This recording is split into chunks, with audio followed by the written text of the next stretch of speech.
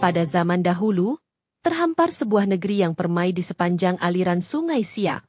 Negeri itu bernama Kerajaan Gasib, sebuah kerajaan yang hidup dalam damai dan kemakmuran di bawah pimpinan seorang raja yang arif dan dicintai rakyatnya.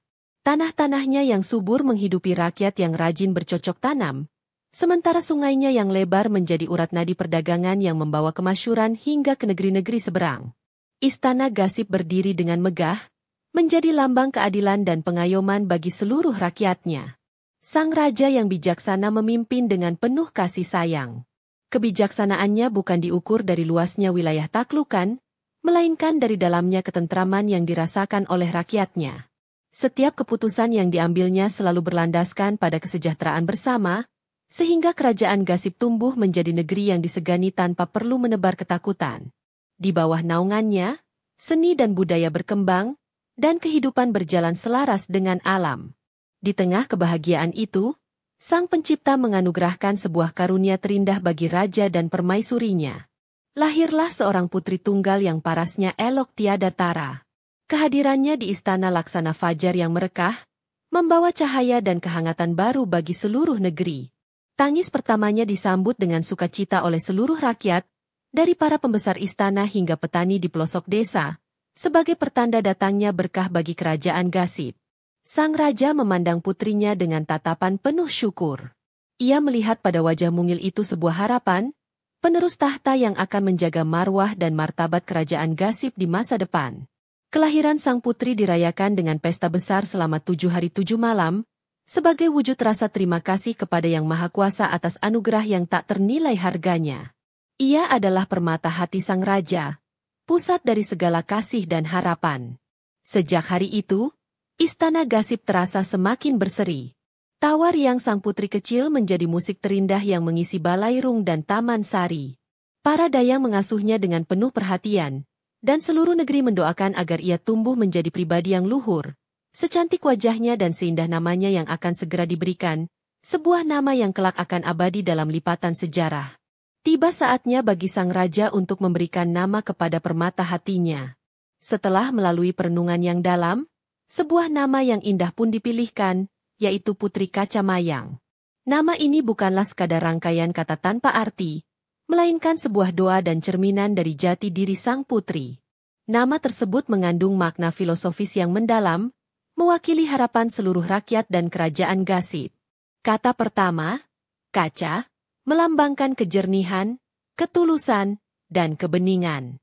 Hati sang putri diharapkan akan sebening kaca yang paling murni, tidak ternoda oleh sifat iri dan dengki.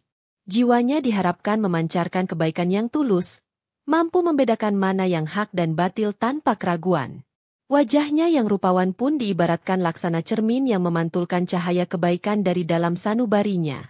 Kata kedua, mayang, merujuk pada bunga dari pohon pinang atau kelapa yang baru mekar. Mayang adalah simbol keanggunan, kelembutan, dan kehormatan yang tinggi dalam budaya Melayu. Ia melambangkan seorang gadis bangsawan yang mekar dengan keharuman nama dan martabat. Seperti mayang yang dinanti-nanti kemunculannya, sang putri adalah harapan bagi kelangsungan dan kemakmuran tahta kerajaan Gasib. Gabungan nama Kaca Mayang menjadi sebuah kesatuan makna yang sempurna. Ia adalah lambang keindahan sejati yang terpancar dari kemurnian hati, serta simbol martabat luhur yang dijunjung tinggi. Nama itu adalah doa agar sang putri tumbuh menjadi wanita yang tidak hanya elok parasnya, tetapi juga mulia budi pekertinya, membawa kehormatan bagi keluarga dan negerinya dimanapun ia berada. Dan benar saja, seiring ia tumbuh dewasa, Putri Kaca Mayang menjadi perwujudan dari namanya. Ia adalah gadis yang lemah lembut tutur katanya, tulus perbuatannya, dan jernih pikirannya. Keindahan ragawinya selaras dengan keindahan jiwanya, membuat siapa saja yang bertemu dengannya merasa damai dan hormat. Namanya menjadi lambang kesempurnaan seorang putri Melayu. Beranjak dewasa, kecantikan dan keluhuran budi pekerti Putri Kaca Mayang semakin terpancar. Kisah tentangnya tidak lagi hanya menjadi perbincangan hangat di dalam wilayah kerajaan Gasib. Para saudagar dan pelaut yang singgah di pelabuhan Gasib turut membawa cerita tentang sang putri ke negeri asal mereka. Mereka mengisahkan tentang seorang putri yang wajahnya bersinar laksana bulan purnama di malam hari dan hatinya sejernih mata air di pegunungan. Kabar itu berlayar bersama kapal-kapal dagang, melintasi selat dan samudra luas. Dari mulut ke mulut, kisah tentang Putri Kacamayang menjadi legenda baru. Di setiap persinggahan, orang-orang berdecak kagum mendengar cerita tentang putri dari kerajaan Gasip yang sempurna itu. Namanya menjadi harum, dan banyak pangeran dari kerajaan tetangga yang mulai menyimpan angan untuk dapat mempersuntingnya. Di antara sekian banyak yang mendengar, kabar itu akhirnya sampai ke Istana Kesultanan Johor, sebuah kerajaan besar yang berkuasa di seberang selat. Sang Sultan Johor, yang dikenal sebagai penguasa yang kuat, kaya, namun juga angkuh dan ambisius, seketika terbakar oleh rasa penasaran. Ia belum pernah melihat sang putri, namun bayangan tentang kecantikannya telah memikat hatinya. Bagi Sultan Johor, mendapatkan apa yang ia inginkan adalah sebuah keharusan. Ia membayangkan betapa megahnya singgasana Johor jika disandingi oleh seorang permaisuri yang kecantikannya melegenda seperti Putri Kacamayang. Hasrat untuk memiliki sang putri tumbuh menjadi sebuah obsesi yang kuat, sebuah keinginan yang harus terwujud dengan cara apapun. Maka, Sultan Johor segera memanggil para pembesar istana dan menyatakan niatnya. Ia akan mengirimkan pinangan termegah yang pernah ada kepada kerajaan Gasip. Ia yakin, dengan kekuasaan dan limpahan harta yang akan ia tawarkan, kerajaan Gasip yang lebih kecil tidak akan berani, dan tidak akan punya alasan untuk menolak lamaran agung darinya. Tanpa menunggu lama, Sultan Johor memerintahkan persiapan sebuah rombongan peminangan yang luar biasa. Berpuluh-puluh peti kayu berukir indah diisi hingga penuh dengan kepingan emas, bongkahan permata, dan gulungan kain sutra terbaik dari seluruh penjuru dunia. Hadiah-hadiah itu dimaksudkan bukan hanya sebagai mahar, tetapi juga sebagai pameran kekayaan dan kekuasaan Kesultanan Johor yang tiada tanding. Armada kapal peminangan berlayar dengan gagah, dihiasi umbul-umbul kebesaran Kesultanan Johor. Rombongan itu dipimpin oleh seorang utusan kepercayaan Sultan yang dikenal fasih berbicara namun juga berwatak sombong. Mereka membawa titah Sultan Johor yang penuh percaya diri, sebuah lamaran yang mereka anggap sebagai anugerah bagi kerajaan Gasip. Akhirnya, rombongan itu tiba di muara Sungai Siak dan disambut dengan tata krama istana oleh pihak kerajaan Gasip. Di balairung utama, di hadapan Raja Gasip dan para pembesarnya, utusan dari Johor pun menyampaikan maksud kedatangan mereka. Dengan suara yang lantang dan penuh kebanggaan, ia membeberkan kebesaran sultannya dan kemewahan pinangan yang mereka bawa. Namun, cara penyampaian sang utusan terasa kurang berkenan di hati Raja Gasip. Ada nada paksaan dan keangkuhan dalam setiap kalimatnya, seolah-olah penolakan adalah sesuatu yang mustahil dan akan dianggap sebagai sebuah kebodohan. Suasana yang semula hikmat mulai terasa tegang, sebab yang datang bukanlah permintaan tulus, melainkan sebuah penegasan kehendak yang terselubung. Raja Gasip mendengarkan semua itu dengan sabar dan tenang. Meskipun hatinya merasakan kejanggalan, ia tetap menunjukkan sikap seorang raja yang bijaksana. Ia tidak langsung memberi jawaban, sebab keputusan sebesar ini menyangkut masa depan putri satu-satunya yang sangat ia kasihi. Kehormatan putrinya jauh lebih berharga daripada semua emas dan permata yang ditawarkan. Sebagai seorang ayah yang arif, Raja Gasip kemudian memanggil Putri Kacamayang untuk menghadap. Di hadapan putrinya, ia menyampaikan perihal pinangan dari Sultan Johor dengan penuh kelembutan. Ia tidak memaksa, melainkan bertanya dengan tulus mengenai kehendak hati sang putri. Baginya, kebahagiaan putrinya adalah yang utama, dan sebuah pernikahan harus didasari oleh kerelaan dan ridho dari Allah. Putri Kacamayang mendengarkan penuturan ayahandanya dengan saksama. Setelah merenung sejenak, dengan sikap hormat namun tegas, ia menyatakan penolakannya. Ia merasa belum siap untuk menikah, apalagi dengan seorang raja dari negeri jauh yang tidak pernah ia kenal. Terlebih, bisik-bisik mengenai watak Sultan Johor yang kurang terpuji telah sampai pula ke telinganya. Hatinya tidak merasakan getaran ikhlas untuk menerima pinangan itu. Mendengar jawaban tulus dari putrinya, Raja Gasip tersenyum dan mendukung penuh keputusannya. Ia mengerti bahwa martabat tidak bisa dibeli dengan harta. Ia pun kembali ke balairung untuk menemui utusan Johor. Dengan bahasa yang sangat halus dan penuh sopan santun, ia menyampaikan keputusan tersebut. Raja Gasip memohon maaf sebesar-besarnya karena belum dapat menerima lamaran yang agung itu. Ia menjelaskan bahwa putrinya, Putri Kacamayang, belum berkehendak untuk menikah dan masih ingin mengabdikan diri kepada orang tua dan negerinya. Ia berharap penolakan ini dapat diterima dengan lapang dada demi menjaga hubungan baik yang telah terjalin antara kedua kerajaan.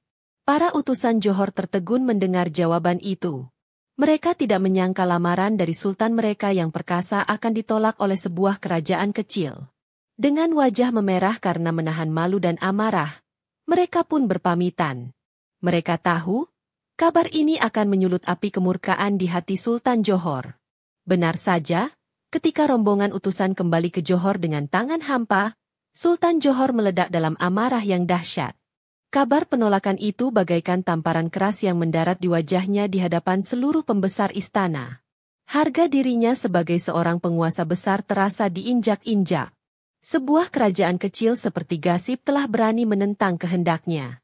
Rasa kagumnya pada kecantikan sang putri seketika lenyap, berganti menjadi dendam kesumat dan obsesi buta untuk menaklukkan. Ia tidak lagi melihat Putri Kaca Mayang sebagai calon permaisuri yang terhormat, melainkan sebagai sebuah piala yang harus direbut dengan kekerasan untuk membuktikan kekuasaannya. Ia bersumpah di hadapan tahtanya, ia akan meruntuhkan Gasip dan menyeret sang putri ke istananya. Sultan Johor segera memerintahkan seluruh panglima perangnya untuk bersiap. Gendang perang ditabuh di seluruh penjuru negeri, memanggil para prajurit untuk berkumpul. Armada perang terbesar yang dimiliki Kesultanan Johor dipersiapkan, lengkap dengan ribuan prajurit, meriam, dan segala macam persenjataan untuk sebuah invasi besar-besaran. Tujuan perang ini hanya satu, menaklukkan kerajaan Gasip, memboyong Putri Kaca Mayang sebagai tawanan, dan menghapus aib dari penolakan yang ia terima. Asap mesiu telah tercium di udara, dan langit di atas selat mulai menghitam oleh awan peperangan yang tak terhindarkan. Kabar tentang persiapan perang ini pun akhirnya sampai ke telinga Raja Gasip. Raja Gasip merasa prihatin. Namun ia tidak gentar. Kehormatan negeri dan kehendak putrinya adalah sesuatu yang harus dipertahankan hingga titik darah penghabisan. Ia segera memerintahkan panglima tertingginya, Panglima Gimpam, untuk mempersiapkan seluruh kekuatan kerajaan Gasip. Rakyat yang setia pun bangkit, bersatu padu untuk mempertahankan tanah tumpah darah mereka dari ancaman penjajahan. Perang pun pecah dengan dahsyatnya. Armada Johor yang unggul dalam jumlah dan persenjataan menggempur pertahanan kerajaan Gasip dari arah sungai. Para laskar Gasip, yang dipimpin oleh Panglima Gimpam yang perkasa, memberikan perlawanan yang gagah berani. Mereka bertarung dengan semangat membara demi mempertahankan marwah negeri, menjadikan setiap jengkal tanah sebagai benteng perlawanan. Pertempuran berlangsung berhari-hari, membanjiri Sungai Siak dengan darah para pahlawan. Meskipun berjuang dengan heroik, kekuatan Gasip yang lebih kecil akhirnya mulai terdesak. Di tengah kekacauan pertempuran yang paling sengit, ketika pertahanan di sekitar istana melemah, sebuah tragedi pun terjadi. Sekelompok prajurit elit Johor berhasil menyusup ke dalam istana. Mereka bergerak cepat laksana bayangan, melumpuhkan para penjaga, dan menerobos masuk ke dalam keputren. Dalam sekejap, Putri Kaca Mayang yang tengah berada dalam lindungan para dayang disergap. Jeritannya hilang ditelan oleh hiruk-pikuk suara perang di luar. Sang putri diculik dan segera dibawa secara paksa ke kapal komando Sultan Johor yang telah menunggu di muara. Kabar diculiknya sang putri menjadi pukulan yang mematikan bagi semangat juang pasukan Gasip. Harapan mereka telah direnggut. Meskipun Panglima Gimpam dan sisa pasukannya berusaha mengejar, kapal-kapal Johor yang cepat berhasil lolos dan membawa Putri Kaca Mayang berlayar menuju tanah Johor. Sang putri kini menjadi tawanan di negeri musuh. Di Johor, Putri Kaca Mayang diperlakukan layaknya seorang putri, ditempatkan di bagian istana yang paling indah. Namun, hatinya telah hancur. Setiap hari ia hanya termenung, menangis dalam diam, merindukan ayahandanya dan negerinya yang hancur karena dirinya. Kesedihan yang mendalam itu membuatnya jatuh sakit. Jiwa dan raganya merana, menolak semua makanan dan pengobatan, hingga akhirnya ia wafat dalam kesunyian di negeri asing. Menjelang akhir hayatnya yang tragis, dengan sisa-sisa tenaga yang ia miliki, Putri Kaca Mayang menitipkan sebuah wasiat kepada seorang dayang yang merawatnya. Ia berpesan dengan suara yang lirih, jika ia nanti menutup mata, jangan sekali-kali jasadnya dikebumikan di tanah Johor. Ia juga tidak ingin jasadnya dibawa pulang ke Gasip, karena ia tidak mau tanah kelahirannya tercemar oleh duka dan kenangan pahit atas dirinya. Permintaan terakhirnya begitu tulus dan menyayat hati. Ia hanya ingin jasadnya diletakkan di atas sebuah perahu lancang, lalu dihanyutkan ke lautan lepas. Biarlah ombak dan arus yang membawanya menuju sebuah daratan baru yang damai, tempat ia bisa beristirahat dengan tenang selamanya. Setelah menyampaikan pesan itu, sang putri pun menghembuskan napas terakhirnya. Wasiat tersebut disampaikan kepada Sultan Johor. Merasa tersentuh oleh keteguhan hati dan cinta sang putri pada tanah airnya, atau mungkin karena sedikit penyesalan, Sultan Johor pun memerintahkan agar permintaan terakhir itu dilaksanakan. Jasad Putri Kacamayang dimandikan, dikafani, dan diletakkan dengan penuh hormat di atas sebuah perahu lancang yang telah dihias indah. Perahu itu kemudian dilepaskan ke tengah lautan. Atas kehendak Allah, perahu itu tidak hanyut tanpa arah. Ia berlayar menyeberangi selat, seolah dipandu oleh kekuatan gaib, hingga akhirnya berhenti dan menepi di sebuah semenanjung yang subur dan tenang, tidak jauh dari wilayah kerajaan Gasib. Para nelayan yang menemukannya segera mengenali jenazah sang putri dan memakamkannya di tempat itu dengan penuh hikmat. Lokasi makam Putri Kacamayang yang dihormati itu lambat laun menjadi pusat kegiatan baru. Orang-orang mulai berdatangan untuk berziarah, lalu mendirikan pemukiman. Untuk memenuhi kebutuhan orang banyak, sebuah pasar atau pekan pun dibuka di dekatnya. Karena merupakan pasar yang baru, tempat itu pun dinamakan Pekanbaru. Dari sebuah makam yang berduka, lahirlah sebuah kota yang kini menjadi ibu kota Provinsi Riau yang megah. Legenda Putri Kacamayang mengajarkan kita bahwa keangkuhan, keserakahan, dan hasrat untuk memiliki sesuatu dengan paksaan pada akhirnya hanya akan membawa kehancuran dan penyesalan. Sebaliknya, kehormatan, kesetiaan pada tanah air, dan keberanian untuk mempertahankan martabat diri adalah nilai-nilai luhur yang akan dikenang selamanya, bahkan jika harus ditebus dengan pengorbanan yang paling mahal sekalipun. Keindahan sejati bukanlah terletak pada rupa, melainkan pada ketulusan jiwa dan keluhuran budi pekerti.